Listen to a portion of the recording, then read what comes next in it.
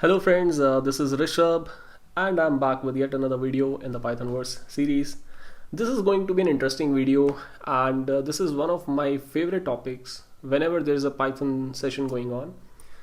We are not going to typically talk about anything Pythonic in this video, but I'm going to introduce a very important concept which is really helpful whenever we are dealing with the real world problems. Now, what exactly is programming? Programming gives us a way to represent the physical entities with the help of digital medium, right? Wherein we are representing whatever is available in the physical world in a digital fashion, right? We saw that programming is a medium in which we are talking to the machines. We have to provide some data to the machines and machines process that data and gives us some output. Now imagine I had to tell a machine about a book. Now, what are the attributes which I think are the most important in order to represent a book? So, that is what the agenda for this video is.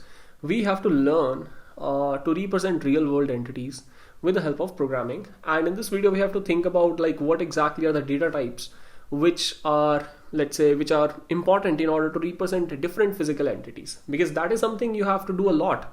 Whenever you're whenever you're solving any practical problem, you will come across this problem a lot of times, that how exactly I represent this physical entity, what are the most important attributes. Again, this may vary from problem to problem, but right now my intent is just to give you a taste of this so that when I come back to these topics in the future videos, you are comfortable with this. So the idea is just to give you an intuition. Let's say I want to represent a book. I want to tell my program that here is a book. What are the attributes which are the most important in order to tell my program that I want to represent a book? So for example, name of the book. Well, a name of the book is very important attribute whenever I have to represent the book. But in Pythonic terms, it is going to be a string. Then pages, what exactly is the page count? I can probably name this as page count, right? Page count can be an integer, that this is a 200 pages book, this is a 400 pages book. It really gives us some information about that book, right? Who is the author? Author can be a string. Now this is also giving me some details about the book, that this book is written by so and so person. Then what exactly is the theme of the book? When I say theme, I mean things like whether it's a fiction book, whether it's a self-growth book, whether it's a technical book, it's a technology book, and so on. So all these attributes, if you see, they are helping me to represent the book in a fashion which my program can understand. Now if we are talking, let's say if the conversation is going between the human beings, we can simply give away the book to the next person and they can interpret it just by looking at the book, right? But that is not the case with computers. You have to provide details to the computer that, okay, this is the name of the book, let's say this is the page count, this is the author of the book, then this is the theme, then what exactly is the revenue which that book has generated. So for example, if that book has been published, then what exactly is the revenue which that book has generated. Similarly, if I'm talking about the availability of the book, for example, if my program is written in the context of, let's say, a library or a store, then whether that book is available or not. So such attributes which are let's say helpful in order to represent that physical entity to my code, that is what we are going to talk about in this video, right? Similarly, if I have to represent a planet, again, there are certain attributes which I can use to represent a planet. For example, the name of the planet, then whether it is inhabitable or not, that can be represented easily with the help of a boolean. Either it is, that is true, or it is not, that is false. Then similarly, galaxy name, what galaxy does the planet belongs to. Distance from the nearest star, there are so many stars which may be visible from that let's say planet, but what is the distance from the nearest star, which can be a float value. Then what is the natural satellite count? Every planet tends to have some natural satellites, not every planet, but a lot of planets tends to have natural satellites. And what is the count? So all these things, they really help me define the planet. They really help me communicate to my program that this is how the planet appears to be. Similarly, let's say we have some sensors, some IoT sensors, and we want to represent the output coming out of those sensors. What is the sensor type? Is it representing pressure? Is it representing temperature? What exactly is it representing? Now that data can be a string.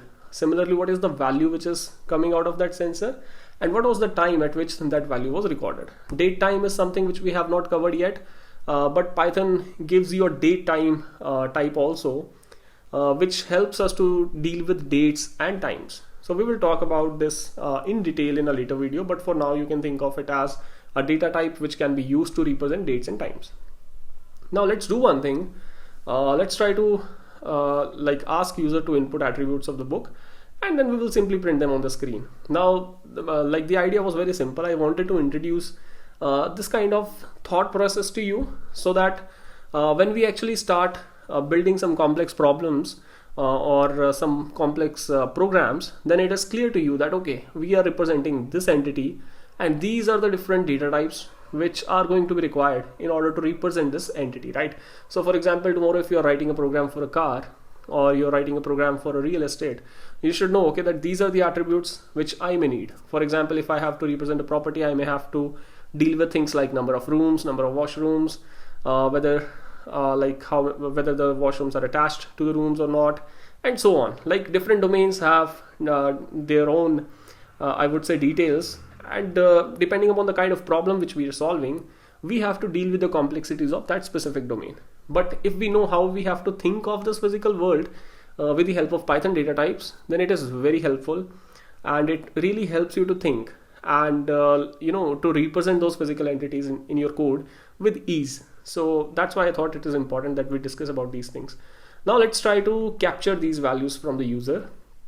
To make things easier, let me just capture these three. So let's write a quick program, and we already know how exactly we have to read input from user. So let me just create a new file.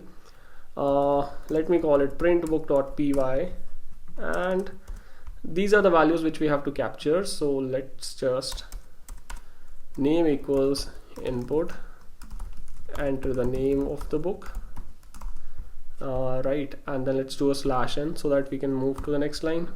Similarly, what is the page count? Now we have talked about typecasting, so I'm doing a typecast here. So let's say int input count of pages, so, and again a /n. Then let me do it this way actually. Cool, this looks good.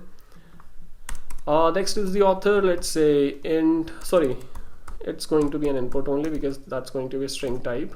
Now who's the author of the book? Awesome. Yeah. So now I have captured all these. Now let's say what we can do is print, and here are the details. Let's say the name of the book. So what I can do is I can say name